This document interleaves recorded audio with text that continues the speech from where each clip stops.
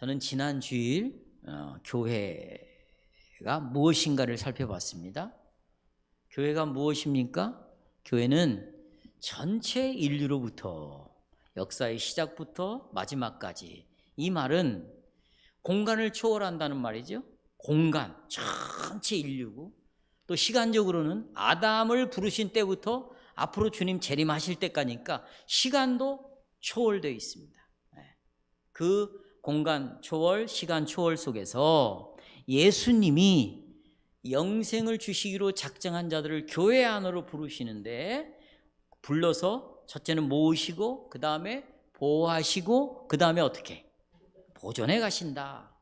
따라서 교회의 출발은 예수님이시고, 교회를 인도하시는 분도 예수님이시고, 마지막 교회를 하나님 품으로 데려가실 분도 누구시다? 예수님이시다. 따라서 이 교회의 주인은 사람이 아니라 주님이시다. 그래서 교회에 이름을 붙일 때는 주님의 교회라고 말하는 것이 합당하다. 이거에 대해서 지난 시간에 살펴봤습니다. 이제 오늘은 교회를 동일하게 성도의 교제로서 살펴보려고 합니다. 그러니까 성도의 교제로서 교회를 살펴보려고 합니다. 우리 교리문답은 교회와 성도의 교회는 결코 다르지 않다는 것입니다. 교회와 성도의 교제는 하나라는 것이죠. 교회는 성도의 교제이자 동시에 성도의 교제이어야만 한다는 것입니다. 우리가 지금 직분자 요람, 이번에 성도의 교제를 다루고 있는데요, 거기 보시면 사도신경을 그대로 영어를 정말 잘 번역을 해놨더라고요. 제가 살펴보니까 사도신경을 영어로 번역한 것을 제가 한글로 번역을 해서 여러분에게 들려주시다면 이렇게 번역이 되어 있습니다. 나는 성령을 믿사오며 거룩한 공교회와 거룩한 보편적 교회와 그 다음에 and 그리고 성도의 교제를 믿습니다. 우리는 이렇게 번역을 해놨는데, 영어는 어떻게 번역을 해놨냐면 거룩하고 보편적인 그리스도의 교회, 그리고 컴마를 해놨어요. 그 다음에 성도의 교제. 이 번역을 오늘 여러분 그 성도의 교제 직분자 열람에 보면 사도신경을 그렇게 번역해 놓은 걸 실어놨습니다. 한번 오늘 공부하면서 여러분이 확인해 보시기 바랍니다. 그리스도의 교회 컴마 그 다음에 뭐라고요? 성도의 교제입니다. 이게 무슨 말이냐면, 이 컴마라는 뜻은 뭐냐면 그리스도의 교회와 성도의 교제는 같다, 그 말이에요. 다시, 그리스도의 교회와 뭐는 같다? 성도의 교제는 같다. 그러니까 이제 이렇게 사도신경을 번역을 해놔야 정확한 번역이라고 볼 수가 있습니다. 나는 성도의 교제인 거룩한 보편적인 그리스도의 교회를 믿습니다. 성도의 교제인 그리스도의 교회를 나는 믿습니다. 이렇게 번역을 해놔야 된다는 것입니다. 그러니까 교회는 곧 성도의 교제입니다. 만일 나는 교회를 다니는데 전혀 성도의 교제를 하고 싶지 않아요. 이 사람은 실제적으로는, 형식적으로는 교회를 다니지만 실제적으로는 이 사람은 교회와 아무런 상관이 없는 사람입니다. 나는 교회를 다니는데 성도들과의 교제를 이루고 싶지 않아요. 이것은 실은 이 사람은 교회 안에 소속되어 있다고 볼 수가 없습니다. 그래서 여러분들, 성도의 교제를 어떻게 이해합니까? 라고 질문을 던지는 거예요. 왜냐하면 자기 나름대로 이 성도의 교제를 자기 나름대로 다 이해하고 믿고 있으니까. 다시 말씀드립니다. 교회는 곧 성도의 교제요. 성도의 교제를 하고 있는 사람은 진정한 교회를 이루고 있는 사람이고, 교회를 다니는 사람은 진정으로 뭐가 있는 사람이다? 성도의 교제가 있는 사람이다. 따라서 교회의 머리이신 그리스도께서는 성도의 교제를 창조하셨습니다. 여러분, 성도의 교제는 우리가 만들어낸 것이 아닙니다. 여러분이 이 떡과 잔을 마시는 성찬 예식을 누가 제정하셨습니까? 그리스도가 제정하신 것처럼 성도의 교제도 사람들이 모여서 만든 제도가 아니에요. 만약에 교회를 우리들이 모여서 세웠다고 생각한다면 자기네들 나름의 방식, 다시 말하면 자기네들의 가치관, 자기네들의 생각, 자기네들의 견해를 따라 교회를 이루겠죠. 그러나 이 교회를 세우신 분은 그리스도입니다.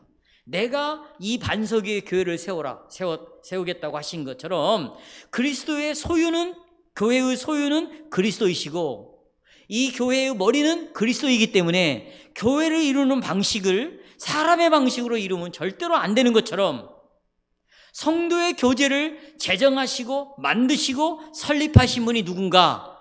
바로 누구라고요? 그리스도이십니다. 그리고 이 성도의 교제를 결정하셨어요. 따라서 성도 여러분, 그리스도를 떠나서, 그리스도를 초월해서 성도의 교제는 있을 수가 없습니다. 그리스도께서 참된 믿음의 일치 안에서 교회를 모은다고 우리가 지난 주일날 54문답에 살펴봤습니다. 믿음의 일치 안에서 교회를 모으셨어요. 그러니까 여러분이 교회 안으로 들어왔다는 것은 이미 우리는 믿음의 일치 안에 있다는 것이에요. 따라서 우리는 하나라는 거예요. 벌써 교회 안에 들어왔다는 것은 이 공간에 몸이 들어왔다는 말이 아니고 그리스도께서는 성령과 말씀으로 그 다음에 믿음의 일치 안에서 여러분을 모으셨다면 믿음의 일치 안으로 여러분과 나는 들어온 것이고 믿음의 일치 안에 들어왔다면 이미 여러분과 나는 둘이에요. 하나예요. 이 일치된 한 몸을 이루었기 때문에 이 일치된 하나를 성도의 교제라는 걸 통해서 드러내줘야 된다는 것입니다. 저는 다음과 같은 주제로 설교를 요약하겠습니다. 성도의 교제로서 교회의 고백입니다. 그러니까 교회를 고백할 때 뭘로 고백합니까? 성도의 교제를 통해서 교회를 고백해야 된다는 것입니다. 우리 교회는 몇 명이 나오고 우리 교회는 프로그램이 뭐고 뭐가 어쩌고 저쩌고 이런 걸로 교회를 고백하는 것이 아니고 우리가 하고 있는 성도의 교제를 통해서 교회는 고백되어지게 되어 있다. 따라서 성도의 교제가 없는 사람은 결코 교회를 고백할 수 없고 성도의 교제가 있는 사람만이 교회를 고백할 수가 있는 것입니다. 저는 이 주제를 가지고 두 가지를 말씀드립니다. 무엇이 성도의 교제를 만드는가입니다. 첫째, 무엇이, 다시 말하면 어디에 성도의 교제가 있는가? 여러분, 성도의 교제를 만드는 게 뭡니까? 우리는 모두 각기 다릅니다. 살아온 배경이 다르죠. 성격도 다 다릅니다. 환경도 다 달라요. 우리가 한국 사람이지만 그러나 한국 사람으로서 하나가 되게 하는 것은요, 우리가 가지고 있는 성격, 기질 때문에 하나가 되는 건 아니에요. 우리 기질이 다 다르기 때문입니다. 이 기질로 결코 대한민국의 한 민족을 이루는 것은 결코 아니라 그 말씀입니다. 그런 것처럼 교회에서 우리가 한 몸을 이루는 것도요, 이런 배경이나 환경이나 기질이나 성격 이런 걸로 하나가 되는 것이 아닙니다. 또 우리의 환경을 보십시오. 우리는 미혼자가 있는가 하면 기혼자가 있습니다. 또 젊은이가 있는가 하면 나이가 드신 분들도 있습니다. 또 돈이 많은 사람도 있고 참 궁핍하게 사는 사람도 있습니다. 저처럼 키가 조그만한 사람도 있고 또 정승훈 집사님처럼 키가 또 큰 사람도 있고 이렇게 개인의 환경, 가족의 환경 보면 문화가 다 다르고 환경도 다르고 모든 게 다 달라요. 따라서 우리는 우리의 배경, 성격, 환경이 성도의 교제를 만들 수가 없습니다. 결코. 그러나 동시에 우리가 이렇게 모든 것이 다르다고 성도의 교제를 파괴시킬 수도 없어요. 오히려 이런 다양한 모습들은 우리 성도의 교제를 아주 컬러풀하게 만드는 거예요. 다양하게 만들므로 훨씬 조화를 이루게 해서 더 풍성한 교제를 일으키게 하는 긍정적 요소들이 될 수 있겠죠. 교회는 같은 생각을 가진 아주 단조로운 모임이 아니에요. 다양성을 가지고 있습니다. 혹시 이 말을 또 오해해서는 안 돼요. 그럼 믿음의 일치가 필요 없다는 말이냐? 그게 아니고 믿음의 일치 안에서 그걸 가지고 살아가는 것은 너무나 다양하다. 그러니까 자기가 그 믿음을 가지고 이렇게 살아가고 있는 걸 너도 그렇게 살아야 된다고 말한다면 이건 큰일 날 문제입니다. 이 진리를 가지고 교리에 가지고 신앙 고백을 가지고 살아가는 방식은 다양할 수 있다. 획일화시켜서 우리는 똑같이 이렇게 살아야 된다, 이렇게 말할 수는 없어요. 그래서 여러분, 우리는 신앙 간증을 못하게 돼 있어요. 간증을 하게 되면 나도 저런 사람들과 같은, 그 간증하는 사람들과 같은 형태로 살았으면 좋겠다는 이런 잘못된 의식을 일으킬 수 있기 때문에 신앙 고백은 같지만 삶은 다양하게 살아갈 수 있다는 것입니다. 결코 획일화시키려고 해서는 안 됩니다. 왜냐하면 그렇게 할 때 성도의 교제에 본질적인 것이 있죠. 본질을 조금 이따 말씀드리겠지만 이 본질적인 면이 상실할 수 있기 때문입니다. 그렇다면 성도 여러분, 도대체 이 성도의 교제를 형성하는 것, 만드는 것, 그러면 뭘까요? 그것은 우리가 공통적으로 가지고 있는 뭔가가 있어요. 우리들이 다 배경도 다르고 다 다르지만 공통적으로 가진 무엇인가가 우리에게 있다. 그 가지고 있는 무엇인가 때문에 성도의 교제가 이루어져요. 그러면 배경도 달라, 성격도 달라, 기질도 달라. 그런데 공통적으로 가지고 있는 것이 있다. 그게 오늘 신앙 고백서의 첫 번째로 나오는 것입니다. 자, 55문답 첫째. 여러분 이거 오늘 외우다시피 했으면 좋겠어요. 첫째, 모든 신자들은 그리스도의 지체로서 그리스도와 교제하고, 그 다음에 모든 그리스도의 보화와 선물에 참여한다는 것을 믿습니다. 그렇게 해놨어요. 자, 보십시오. 내가 먼저 그리스도의 지체로서, 그 말은 머리는 누구라는 말이에요? 그리스도라는 말이에요. 우리는 그리스도의 몸으로서 각 붙어있는 지체들이에요. 그 지체로서, 그리스도에게 붙어있는 자로서, 그 다음에 그러니 여러분 보세요. 머리에 우리가 붙어 있으니까 당연히 머리이신 그리스도와 뭐가 이루어지겠어요? 교제가 이루어지겠죠. 교제하며, 그 다음에 이 그리스도로부터 받은 보화와 그 다음에 선물을 참여한다, 선물에 참여한다 하는 것을 믿습니다. 그거죠. 우리가 공통적으로 가지고 있는 것은 뭐냐? 보세요. 이겁니다. 믿음이 있어야 돼. 믿음이 공통적인 거예요. 그런데 믿음보다 더 중요한 건 믿음의 내용이겠죠. 그렇죠? 믿음의 내용이에요. 나는 그리스도의 지체, 나는 그리스도와 교제, 그리스도로부터 보화와 선물을 받는 이 믿음의 내용이 우리 안에서 같이 공통적으로 활동을 하기 시작한다는 거예요. 이것이 바로 교제를 형성하는 가장 중요한 공통분모다. 이런 걸 모르고 있으면 성도의 교제는 불가능하겠죠. 아니, 이루어지지 않습니다. 여러분, 이런 단어들 얼마나 감동적이고 얼마나 중요한 단어입니까? 그래서 성도 여러분, 만일 불신자들과 만났을 때 우리와 동일한, 아까 지금 첫째 신앙 고백을 하지 않는다면 그들과 교제를 할 수가 없습니다. 물론 성도 여러분, 우리는 이런 사람들하고, 불신자들하고 연대를 해야 돼요. 또 협력을 할 수밖에 없습니다. 왜냐하면 우리가 지금 다니고 있는 직장은 거의 다 불신자들로 구성되어 있습니다. 그렇다면 우리가 상대적으로 이들과 좋은 연대를 맺어야 직장 생활을 할 수 있는 것이 아니겠습니까? 그렇죠? 그래요, 안 그래요? 그러나 어떤 본질적인 문제에 우리가 부딪혀 있을 때 말이 통하지가 않는 거죠. 거리가 생길 수밖에 없습니다. 왜냐하면 우리는 그들과 하나님이 구별시켜 놓았기 때문입니다. 그래서 우리는 그들과 함께 대화를 나누고 어떤 문제를 풀어가는 방식에 있어서 다르다는 것을 경험할 수밖에 없습니다. 다르다는 것을 경험할게요. 마찬가지로 정도의 차이는 있을지 모르지만 교회를 다니는데 우리처럼 신앙 고백을 하지 않는 성도들과 우리가 만난다면 그들과도 우리는 상당한 거리감을 느낄 수밖에 없습니다. 왜냐하면 믿음의 일치 안에서 성도의 교제를 나누기가 거의 불가능하기 때문이에요. 믿음의 일치가 오지 않는데 어떻게 교제를 할 수 있겠습니까? 그렇습니다. 믿음의 일치 안에서 만약에 같은 신앙 고백을 하지 않는다면 교제하기가 어렵다. 이런 면에서 배강교회 성도 여러분, 하나님의 말씀은 불신자와 결혼하는 것을 그래서 금하는 것입니다. 믿지 않는 자와 이성교제도 금하는 것입니다. 결혼도 금하는 것입니다. 왜냐하면 보세요. 결혼이라는 것은 제가 물었습니다.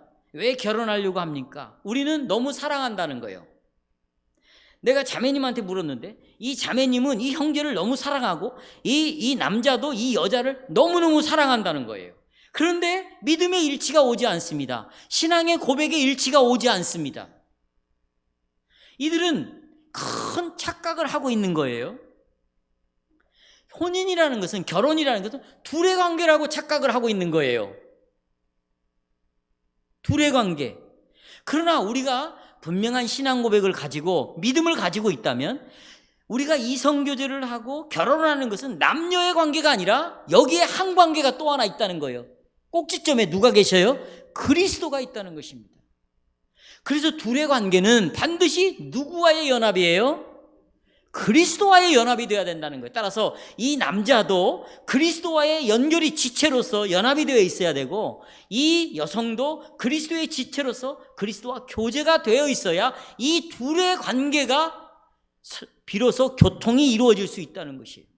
그런데 둘만의 남자 여자의 문제라고 사랑을 생각하거나 결혼을 생각한다면 이 사람들은 보세요. 사랑을 해서 결혼을 할지 모르지만 결혼을 해서 조금 시간이 지나가면 있잖아요. 이제 어떤 문제들이 발생이 됩니다. 이때부터는 믿음의 일치가 오지 않아요. 의견의 일치가 오지 않습니다. 마음의 일치가 오지 않습니다. 언어의 일치가 오지 않아요. 행동의 일치가 오지 않아요. 그러니까 둘이 다툼이 일어나게 되는 것이고요. 교회를 다녀도 마찬가지입니다. 여러분 이 공간에 같이 있다고 여러분이 믿음의 일치가 있다고 생각합니까? 성도의 교제가 이루어지고 있다고 생각해요? 천만의 말씀입니다. 여기 같이 있는 사람들끼리 결혼을 해도 분명한 믿음의 일치와 성도의 교제, 그리스도와 연합이 되어져서 그리스도와 교제가 이루어지지 않는 자라면 결혼을 해도 갈등이 있을 수밖에 없어요. 그러니 중요한 것은 하나님의 말씀은, 신앙의 고백은 우리에게 분명히 이것은 그리스도와의 연합이요, 그리스도와 연합된 자는 반드시 교회의 지체로 들어와서 또 교회와의 연합이기 때문에 믿음의 일치가 있어야 된다는 것이에요. 믿음의 일치가. 그래서 여러분 뿌리를 가진 식물만 자랄 수가 있는 것입니다. 뿌리가 있어. 분명히 기초가 있는 집만이 폭풍이 흔들리지 않습니다. 어떤 사람이 정말 예수 그리스도를 사랑한다면 그는 진리를 통해서 자기가 늘 교훈을 받고 또 그 진리를 따라 살아가는데 마음을 열어둘 것이에요. 그렇죠? 열어서 주님의 뜻을 구하지 않겠어요? 결혼한 후에도 주님의 뜻을 구할 것이에요. 그러나 결혼 조제 전에도 이성교제를 할 때도 철저하게 주님의 뜻을 구하면서 이성의 교제를 할 것입니다. 따라서 같은 성찬상에서 같이 떡을 떼고 같이 신앙 고백으로 떡을 고백하고 피를 고백함으로 그리스도로부터 죄 용서함을 받고 그리고 한 몸이요 우리가 지체라는 분명한 신앙 고백을 가진 사람들끼리 결혼을 하는 것이 정말로 성경적인 가르침이다. 아무리 자기가 사랑을 해도 결혼해 보세요. 어떤 일이 벌어지는가? 여러분 우리는 착각을 하는 게 자기가 하나님이로 착각을 합니다. 신앙이 없는 사람을 내가 전도를 해서 예수 믿게 하겠다. 여러분 구원시키는 것은 누구의 손에 달려있죠? 우리가 할 일이 아닙니다. 우리가 할 일은 이 사람이 참된 그리스도의 지체로서 그리스도와 교제를 이루고 있는가를 확인하는 것은 우리가 할 수 있겠죠. 그것을 확인하는 건 우리가 할 수 있는데 이 사람을 내가 어떻게 변화를 시켜서 어떻게 데리고 가 어떻게 하겠다? 이것은 정말 교만한 태도고요. 이런 일은 있을 수도 없습니다. 그래서 저는 이렇게 결혼을 해가지고 실패하는 삶을 사는 사람들이 너무나 많은 것을 제가 지금 옆에서 보고 있고요. 실은 여러분 한국 교회가 이렇게 된 것은 결혼 때문입니다. 교회를 다닌다고 해서 결혼을 했는데 결혼하고 보니 믿음의 내용이 다른 것이죠. 어떻게 하시겠습니까? 네? 그렇습니다. 성도의 교제는요, 믿음의 내용과 또 한 고백, 한 예배의 연함으로만 가능합니다. 이것이 우리가 항상 초교파적으로 우리가 기독교 단체들이 모이죠? 이렇게 기독교 단체와 관련할 때 신중해야 될 이유입니다. 우리가 믿음의 일치 안에서요, 오늘도 보십시오. 축도를 여기 축복의 선포의 말씀, 축복의 말씀을 선포하는 마지막 이것이 모든 예배의 절정이요 클라이막스다. 이것이 있기 전에는 앞에 복음이 충분히 모든 예배 순서 속에서 그리스도의 복음이 선포돼야 되고, 이 복음을 통하여 우리에게 복으로 주신 화해와 은혜와 사랑과 이 모든 것이 충만해지고, 그리고 이것의 절정으로 그리스도께서 손을 들어 목사의 그 입과 목사의 행동을 통하여 우리에게 그리스도의 복을 선포한다라는 이런 신앙 고백에 일치가 있는 연합된 이런 예배가 있어야 우리가 함께 예배를 드리는 것이죠. 그렇죠? 그냥 여기에 있는다고 우리가 예배를 드리는 건 아니잖아요. 그렇게 예배를 드릴 수가 없는데, 그렇게 우리가 할 수 없어 보이는데, 또 믿음의 일치가 없는 교제인데 이와 같은 단체와 믿음 안에서 함께 사역할 수 있는가? 참 쉽지 않아요. 그렇다고 이런 단체는 가지 말아라, 그건 아닙니다. 그러나 여러분이 그런 단체 속으로 들어갔을 때 과연 신앙을 지킬 수가 있겠는가? 성도의 교제에서 벗어나지 않고 그 안에서 성도의 교제를 실제로 이룰 수가 있겠는가? 그건 쉽지 않다. 다시 말하면 성도 여러분, 기독교 단체가 주님이 세우신 이 교회를 앞서갈 수 있습니까? 기독교 단체가 주님이 세우신 이 교회를 대신할 수 있을까요? 없어요. 없습니다. 예를 들어서 우리가 기독교 정당, 정치하는 사람들이 기독교 정당을 맡는다고 합시다. 그런데 신앙의 일치와 믿음의 내용이 같지 않을 때 어떤 정치적인 문제가 테이블 위에 올라왔습니다. 이 문제를 해결해야 돼요. 근데 이 해결하는 방식이 전혀 성경적인 방식이 아닙니다. 폭력입니다. 약육 방식입니다. 힘으로 누르는 겁니다. 그 사람의 그 허점을 막 폭로를 시키는 겁니다. 막 그것도 덧붙여서 막 거짓말로도 덧붙이기도 합니다.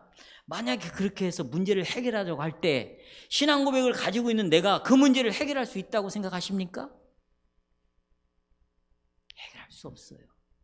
그러니까 여러분이 어떤 기독교 단체, 어떤 초교파적으로 모이는 이런 활동, 어떤 정치적인 활동 참여할 수 있습니다.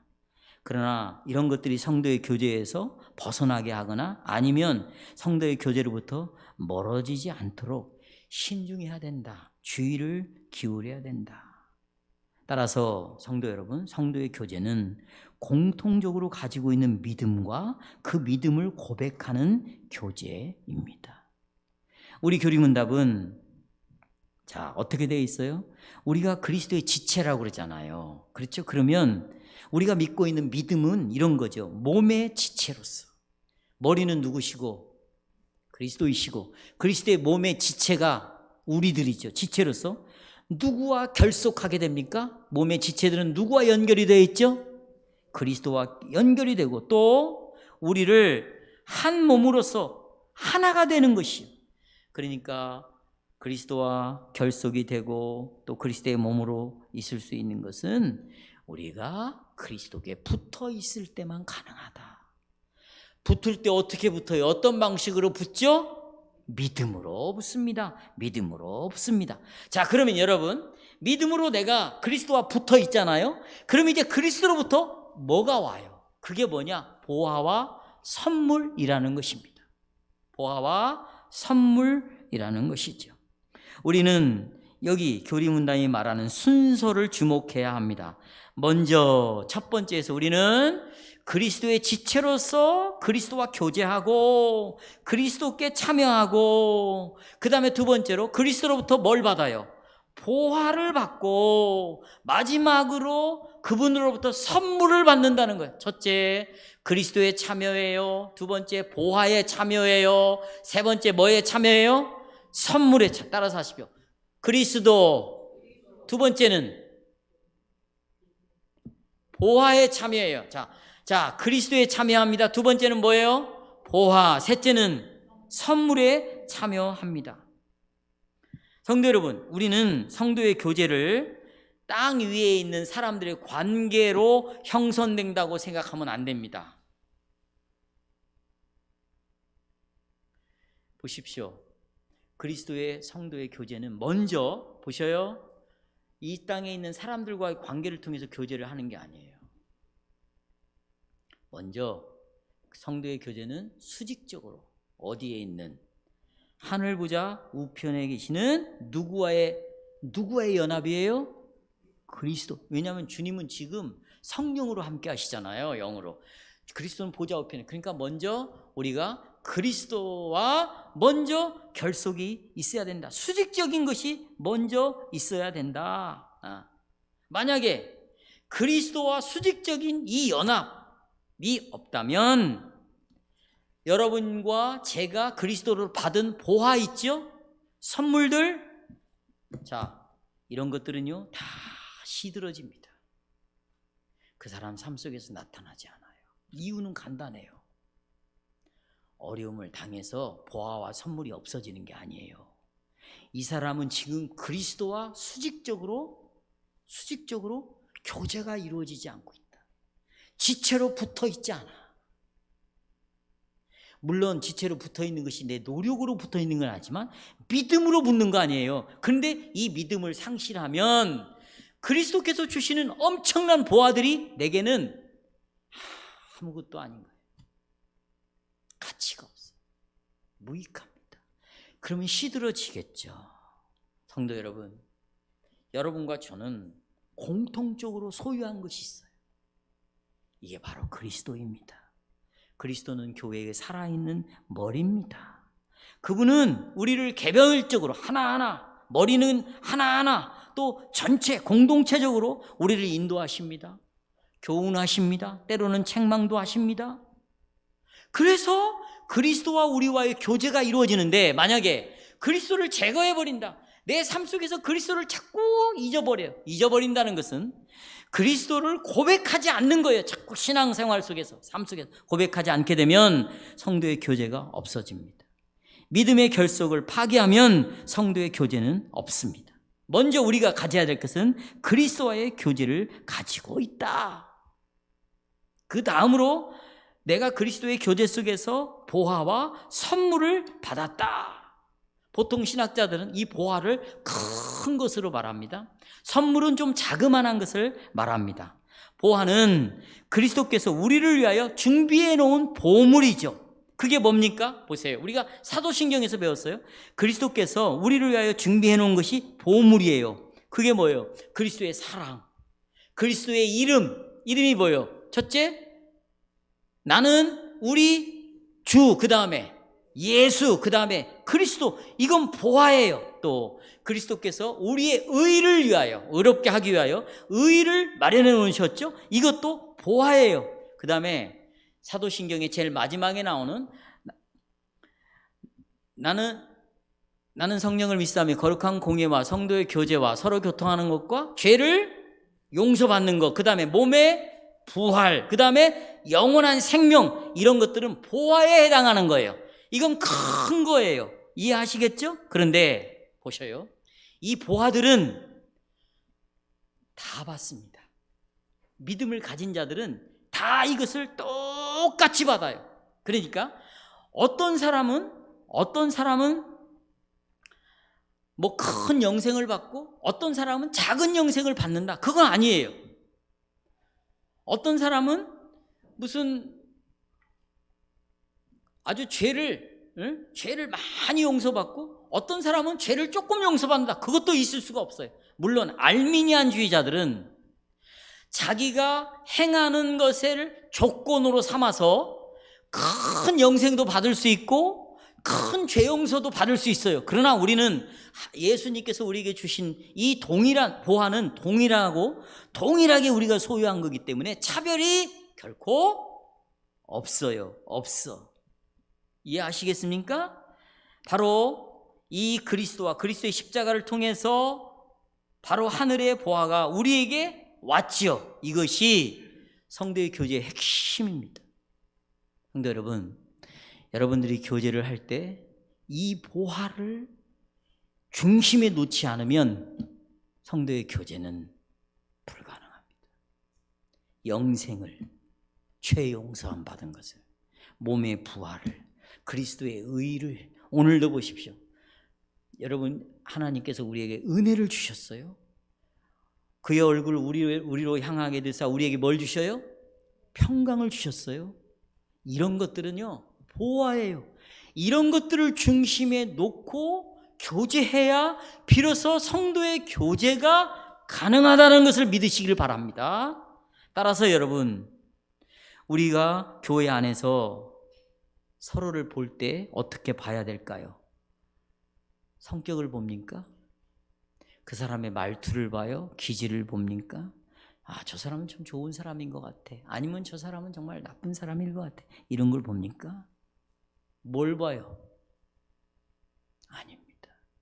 우리는 그리스도의 보혈로 이 사람이 구원받은 사람이구나, 이걸 보는 거예요. 이걸 보는 것입니다. 아, 이 사람은 나와 함께 영원한 생명을 상속할 자이구나.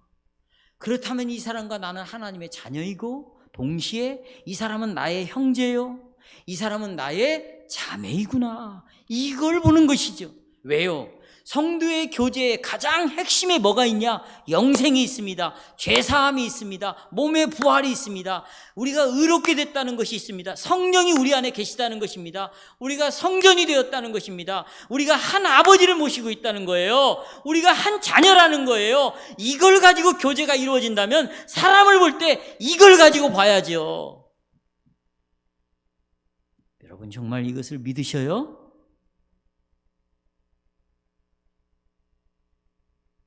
우리는 하나님 나라의 상속자라는 관점에서 이 부요함으로, 정말 우리가 부요하게 되었습니다. 서로 이 부요함으로 자기 말로 이루어하는 게 아니라 자기 것으로 이루어하는 것은 천박하기 짝이 없는 거예요. 정말 이 부요함으로 서로 이루어하고 때로는 책망도 하고 함께 그리스도의 영광을 바라봐야 됩니다. 그래서 여러분, 우리가 언약으로 묶여진 한 가족이 교회를 나온다는 것은 굉장히 큰 아름다운 일입니다. 왜요? 남편과 아내가 보세요.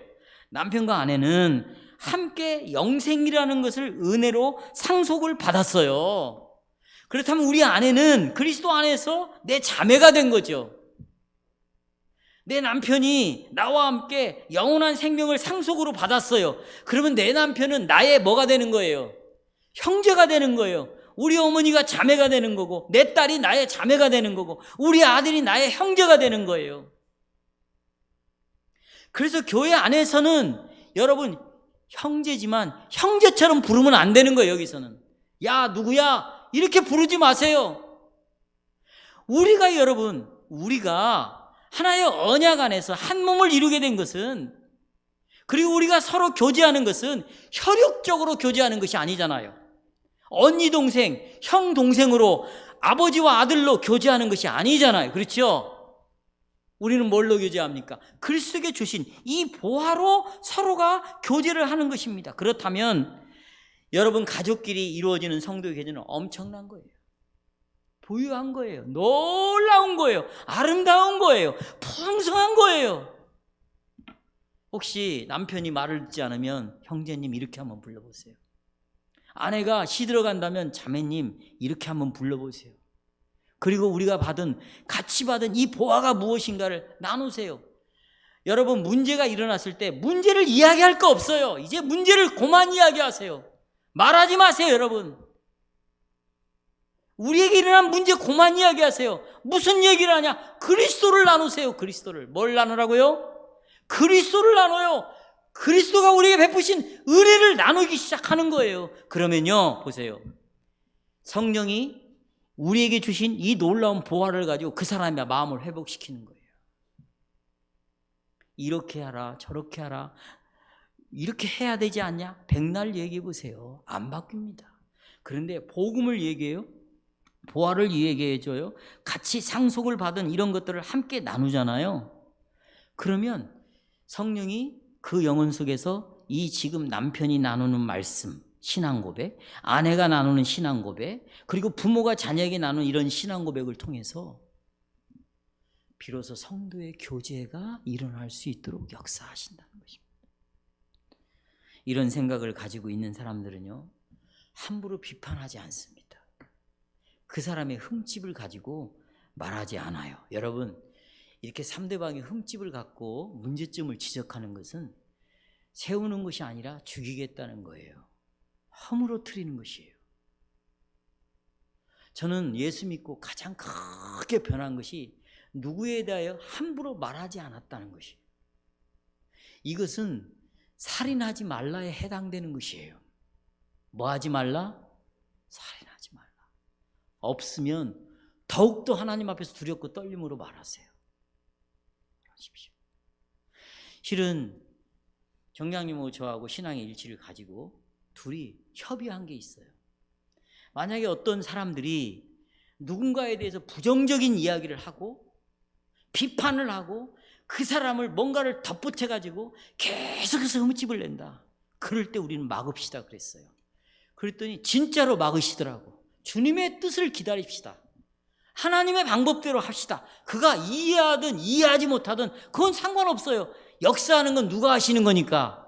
성령이, 하나님이 하시는 거니까 우리는 입을 열어서 우리는 그런 신앙 고백을 해가는 것이죠.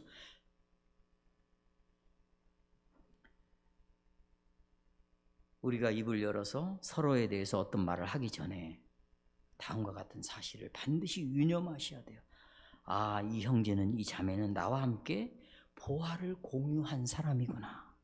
그렇다면 같은 상속자이고 이 사람은 내 자매요, 내 형제이구나. 그렇다면 이런 마음을 가지면 겸손하게 사랑하는 마음을 가지고 말할 수밖에 없습니다.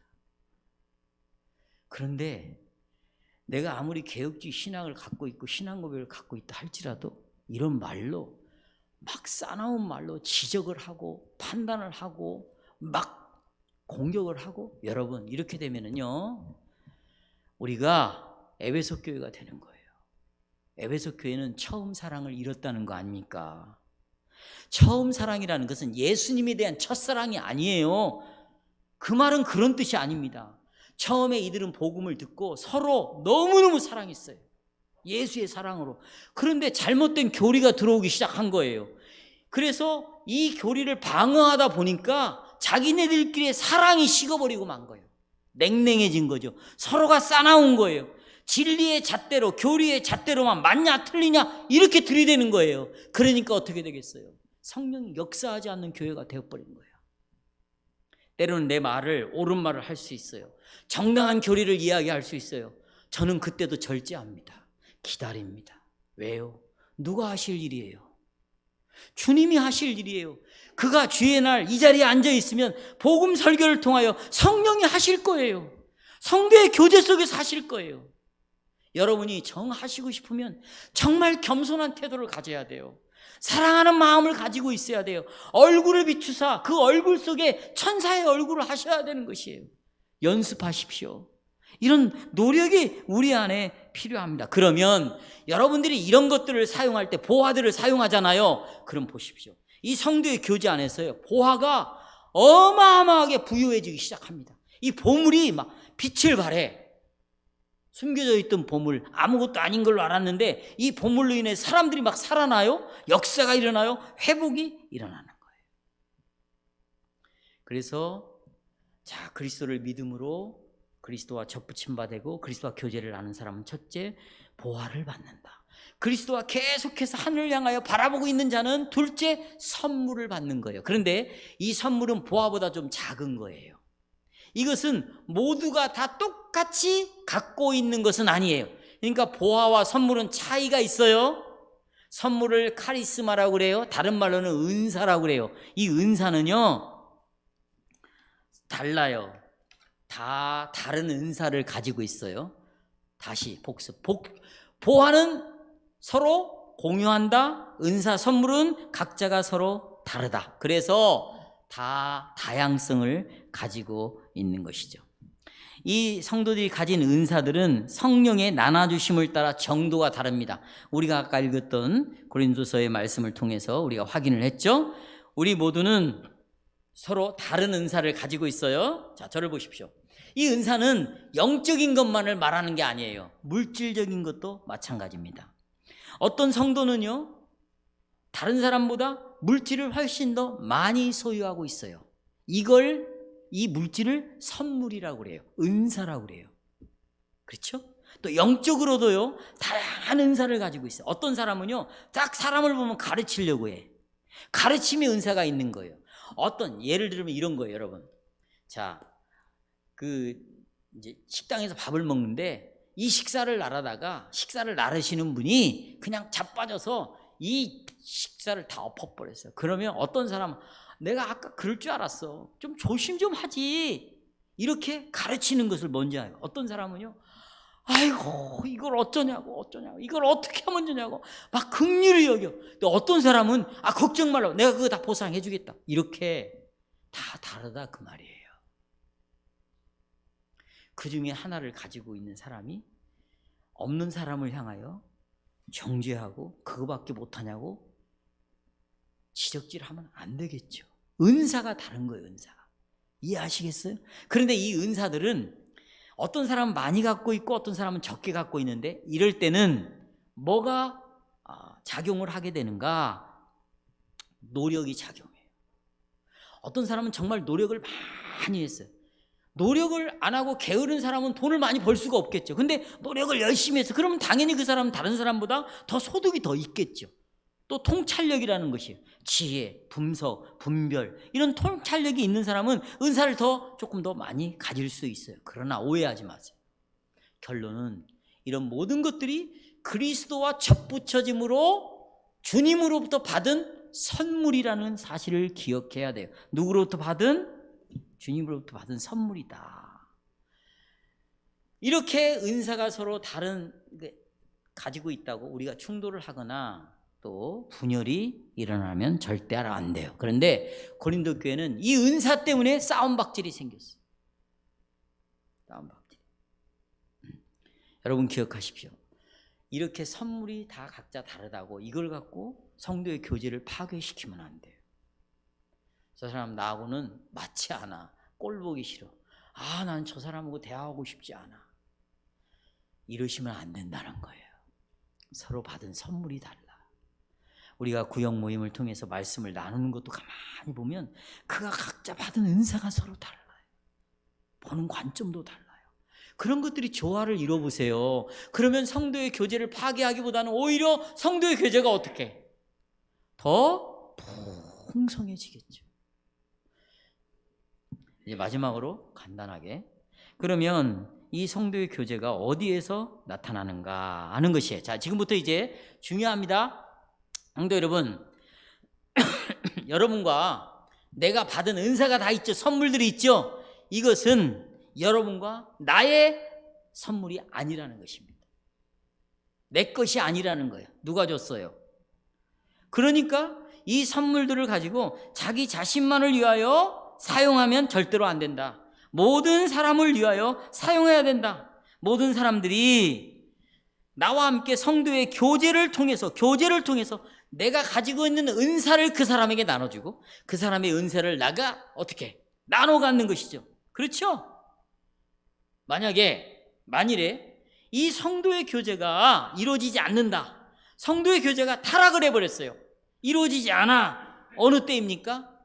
하나님 예수님으로부터 받은 이 선물, 은사를 사용하지 않고 또 자기가 받은 분량을 따라 내 지체에게 내 은사를 나눠지지 않을 때 교제는 이루어질 수 없어요. 그러니까 교제를 무슨 앉아가지고 구역 모임에서 앉아가지고 핸드아웃 들고 나는 오늘 이런 걸 깨달았다 저런 걸 깨달았다, 이건 교제가 아니에요. 이런 걸 교제로 생각하면 큰일 나는 거예요. 성도의 교제라는 것은 우리의 신앙 고백에서도 그렇게 말하고 있어요. 둘째, 같이 읽어봐요. 교제가 뭔가? 시작.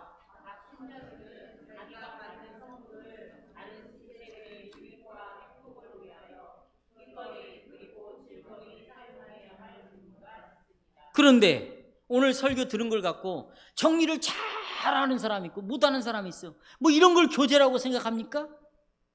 이건 누구나 할 수 있어요. 성도의 교제는 함께 참여하는 것이에요. 함께 공유하는 거예요. 여러분, 그러나 그리스도께로부터 우리가 받은 모든 것을 서로 나눠줘야 되고 서로를 위해서 사랑하는 거예요. 그래서 내가 받은 은사는 나를 위하여 있는 게 아니고 다른 지체들을 위하여 은사를 활용하는 것이다.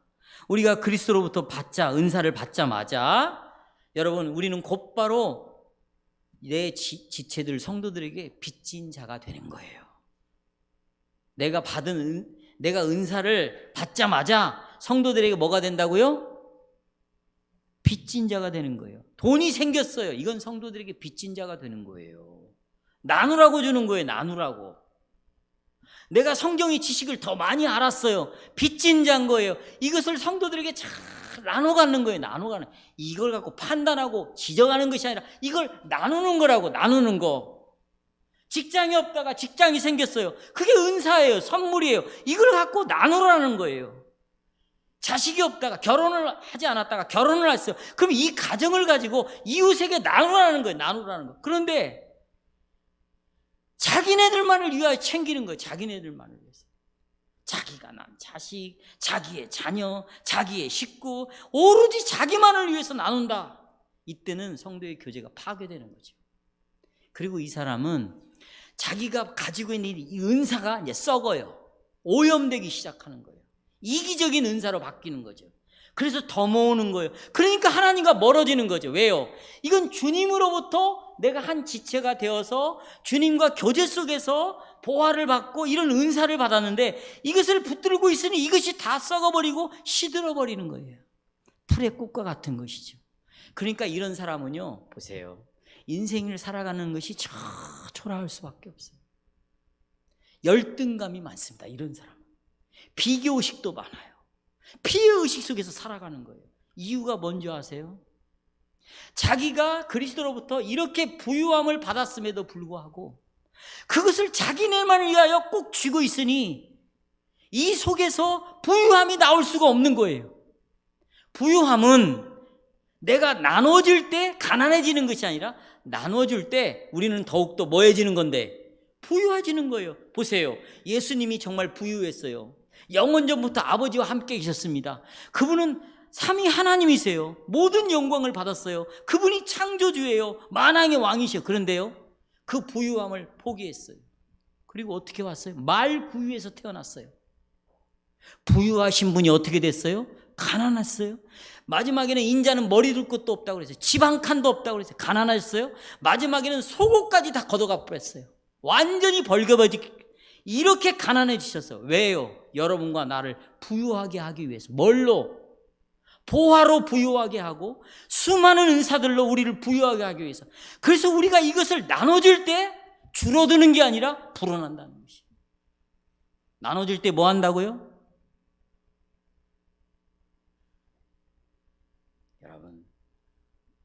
여러분은 구별된 자고요. 예수의 피로 건져서 성령이 계시는 자인데 왜 교회는 나오면서 사는 방식, 가치관, 살아가는 내용, 생활은 믿지 않는 자처럼 생활을 하고 여기 있냐고요. 요즘 MZ세대라고 그러잖아요. 기독교는 그런 거 없어요. 그런 게 뭐가 있습니까? 인간들이 만들어 놓은 거지. 세대 간의 차이? 뭐가 있습니까? 세대 간의 차이가 있어서 여러분이 받은 영생이 다릅니까 서로? 칭의가 달라요? 은혜가 달라요? 믿음의 내용이 달라요? 똑같은 거 아닙니까? 그런 것들은 마귀가 다 나눠놓는 것이죠. 따라서 내가 나이가 몇 살이 되었든지 내가 인생을 몇 년 살았든지 우리는 모두가 은사를 똑같이 다 받았다. 그리고 이 은사는 반드시 이웃을 위하여 사용돼야 되고 나눠질 때 우리는 더욱더 풍성해진다. 이때 성도의 교제가 일어나고 나를 통하여 그 영혼이 행복해질 수 있고 부유해질 수 있다. 이런 원리는 누구로부터 오는 것이에요? 그리스도로부터 오는 거예요. 누구로부터요? 그리스도로부터 오는 것이죠. 말씀을 맺겠습니다.